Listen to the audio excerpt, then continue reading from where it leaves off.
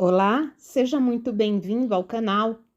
Bem-vindo à playlist Príncipes Reais. Hoje nosso vídeo é um pedido muito especial do nosso membro e grande amigo Lucas. Bem-vindo à história de Edward VII, filho mais velho da rainha Vitória e do príncipe Albert de Saxe-Coburgo-Gotha, sendo o primeiro monarca britânico da Casa de Saxe-Coburgo-Gotha, que anos depois foi rebatizada como Casa de Windsor por seu filho George V.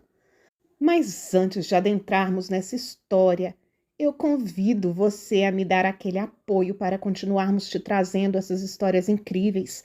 Te convido também a ser um membro do nosso canal, um participante mais ativo da família Princesas Reais e ter acesso a conteúdos exclusivos, produzidos especialmente para os nossos membros. Agora, você vem comigo para a nossa história de hoje.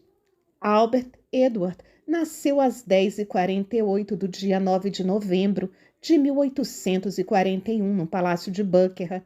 Era o segundo filho, primeiro homem da Rainha Vitória do Reino Unido e de seu marido, o príncipe Albert. Dessa forma, era o herdeiro presuntivo do trono. Desde o nascimento, o sucessor de sua mãe foi tratado e educado para exercer suas funções reais, que viriam no futuro. Ele foi nomeado Albert em homenagem ao pai e Edward em homenagem a seu avô materno. Foi chamado por sua família durante toda a vida de Bert. Automaticamente se tornou ao nascer o Duque da Cornualha e o Duque de Rothesay, como filho mais velho homem da soberana. Também tinha os títulos de Príncipe de Saxe-Coburgo-Gotha e Duque da Saxônia. Foi criado Príncipe de Gales e Conde de Chester em 8 de dezembro de 1841, Conde de Dublin em 17 de janeiro de 1850, Cavaleiro da Ordem da Jarreteira em 9 de novembro de 1858 e Cavaleiro da Ordem do Cardo Selvagem em 24 de maio de 1867.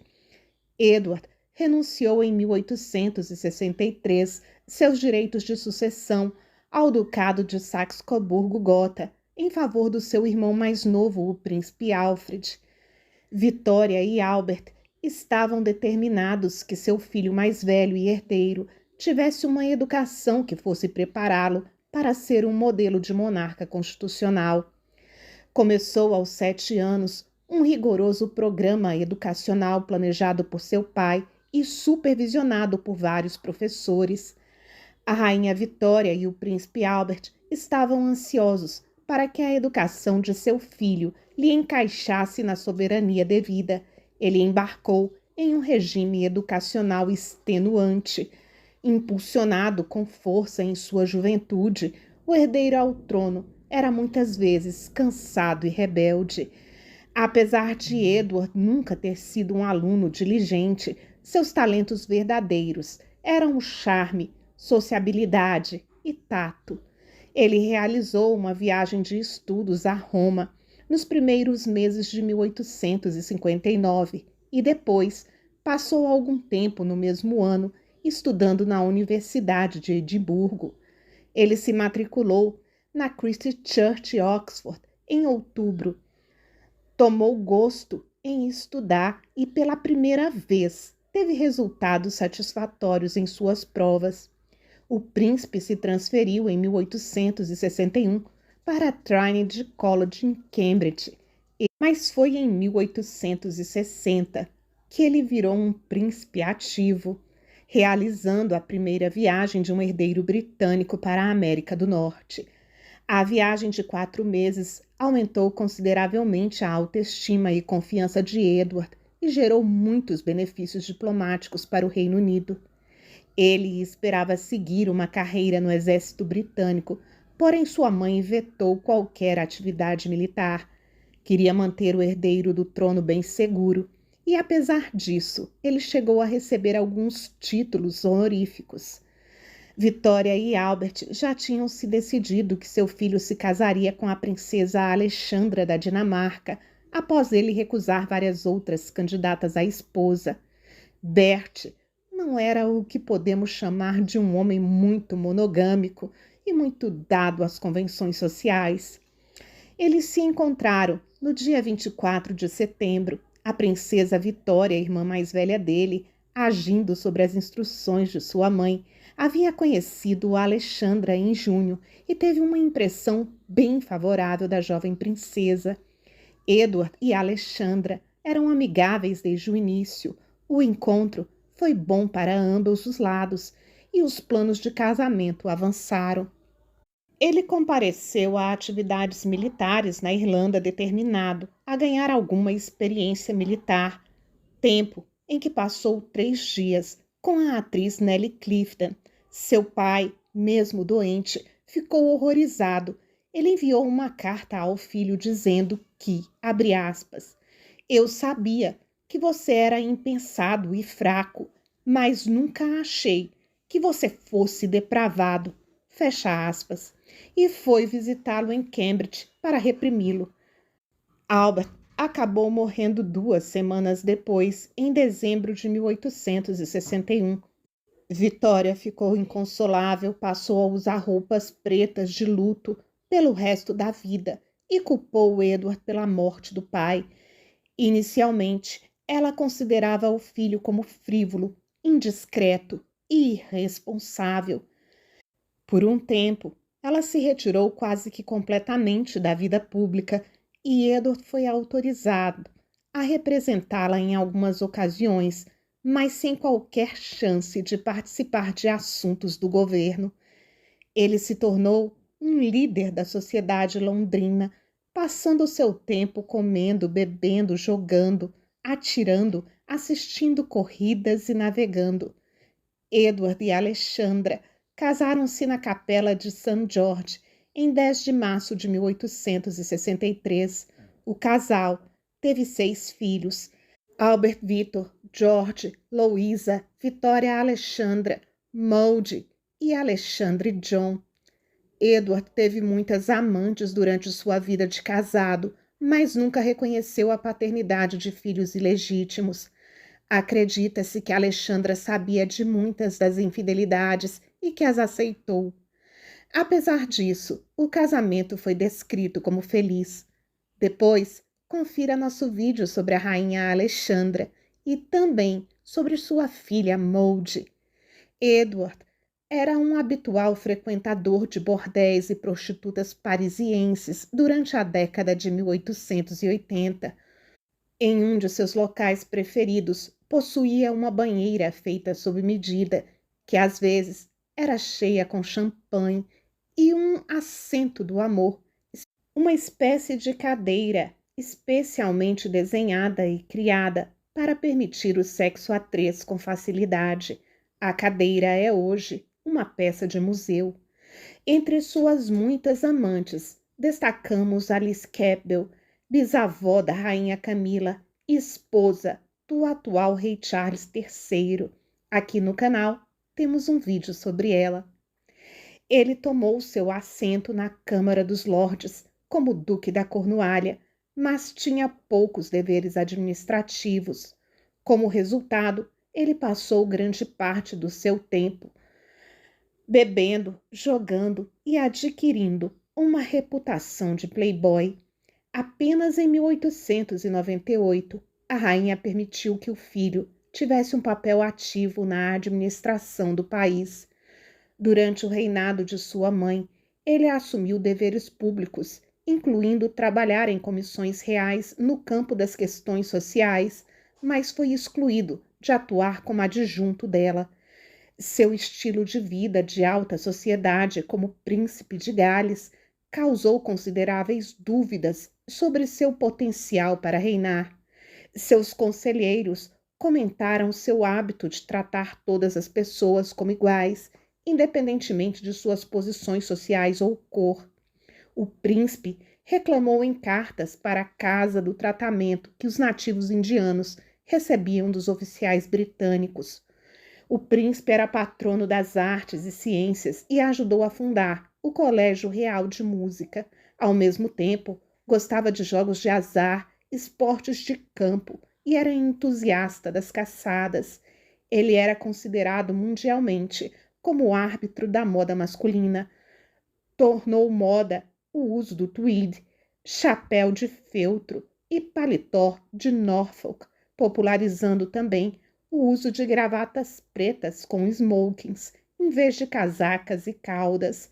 Seu filho mais velho, Albert Victor, morreu de pneumonia em 1891. Nesse momento, Edward ficou tomado pela dor e escreveu, abre aspas, perder nosso filho mais velho é uma daquelas calamidades que alguém nunca pode realmente superar, fecha aspas. O príncipe contou à mãe que, abre aspas, eu teria dado minha vida por ele, já que não coloco nenhum valor na minha, fecha aspas.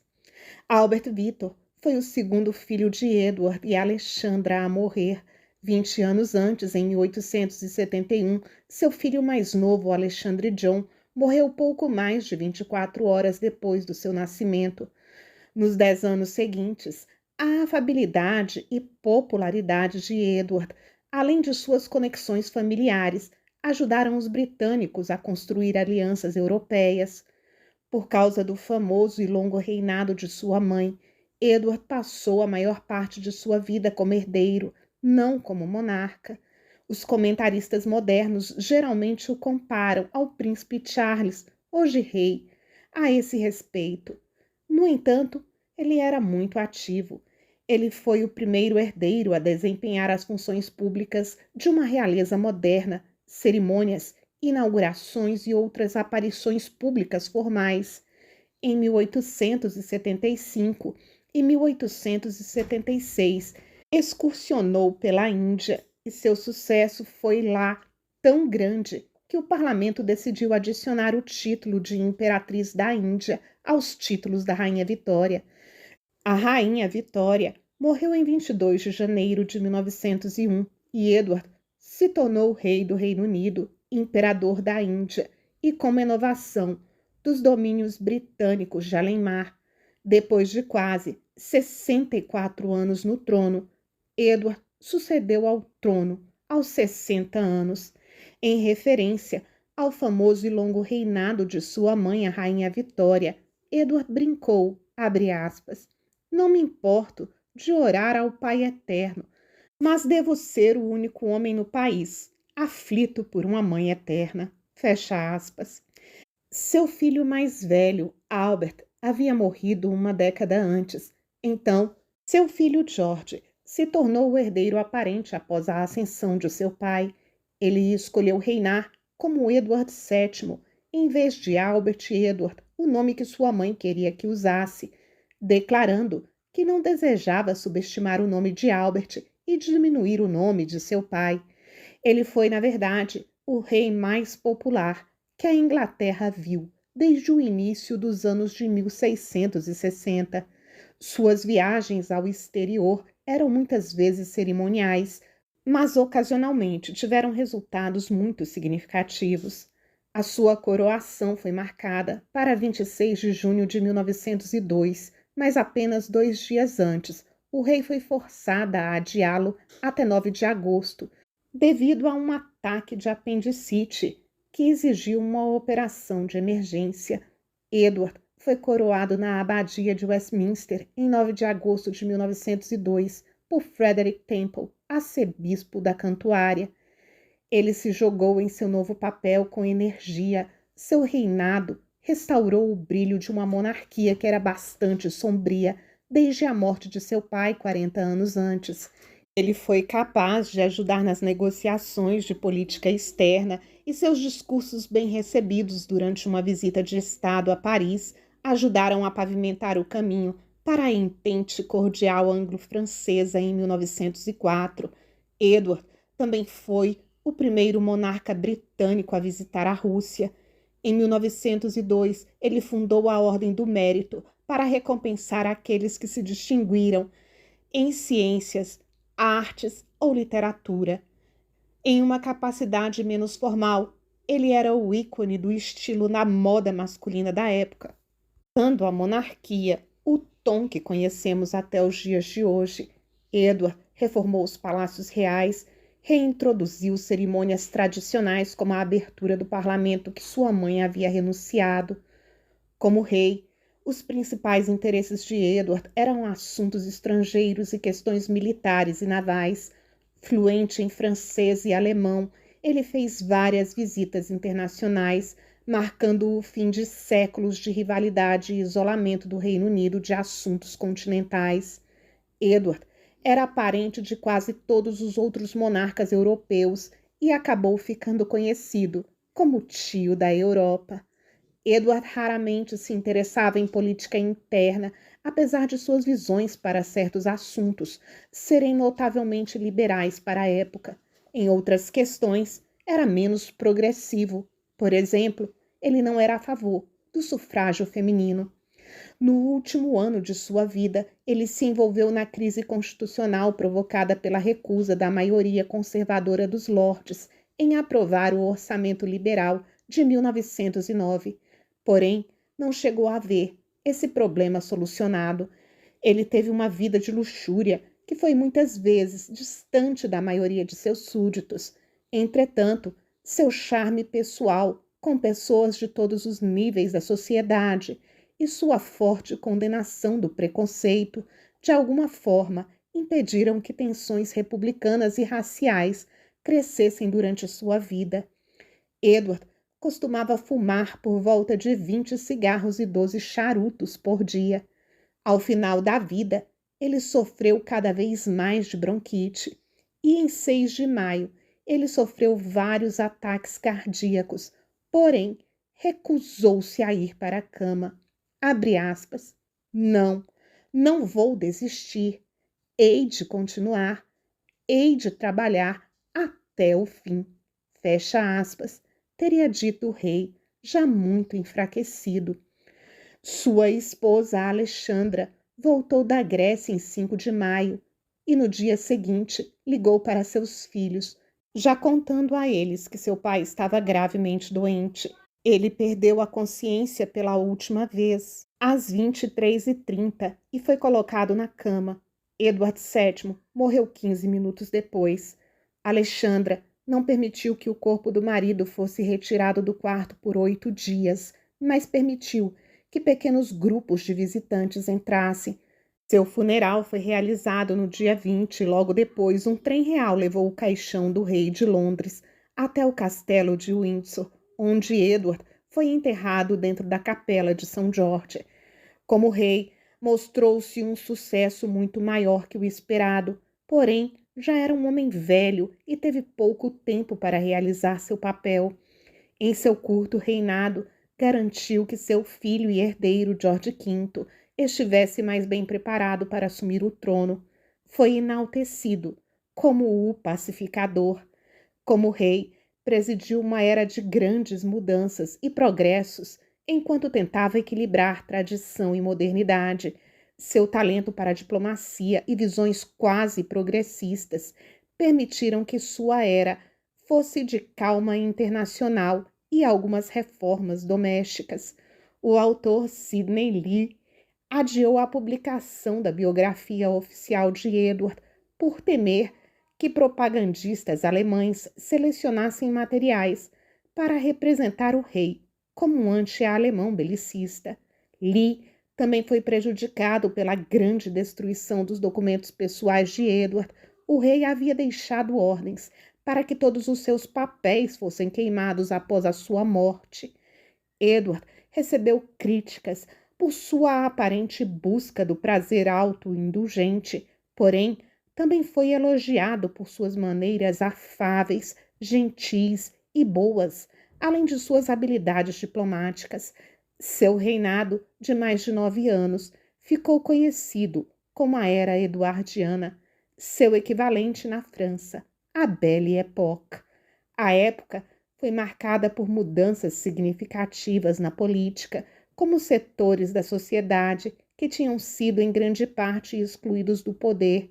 Socialmente, a Era Eduardiana foi o período durante o qual o sistema de classe britânico estava em suas mais rígidas, embora paradoxalmente, mudanças no pensamento social, particularmente o crescente interesse no socialismo, a atenção à situação angustiosa dos pobres e às condições das mulheres, juntamente com as crescentes oportunidades econômicas, como resultado da rápida industrialização. E agora que você pensa sobre o nosso Bert, seu reinado, suas aventuras, quero muito saber sua opinião e estarei lá nos comentários te aguardando. Muito obrigada pela sua companhia em mais um vídeo.